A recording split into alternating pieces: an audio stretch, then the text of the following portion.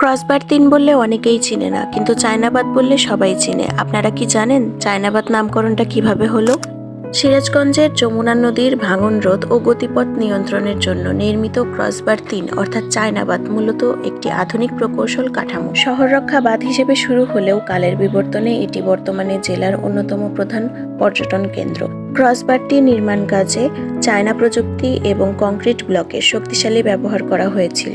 সেই সাথে স্থানীয়দের কাছে এটি চায়নাবাদ নামেও ব্যাপক পরিচিতি পায়। সময়ের সাথে সাথে এই বিশাল কংক্রিট ও পাথরের বাঁধটি দর্শনীয় স্থানে পরিণত হয়। যমুনার বিশাল জলরাশি, মনোরম সূর্যাস্ত এবং নদীর ঠান্ডা বাতাস উপভোগ করতে প্রতিদিন স্থানীয় ও দূর দূরান্ত থেকে শত শত মানুষ এখানে ঘুরতে আসে।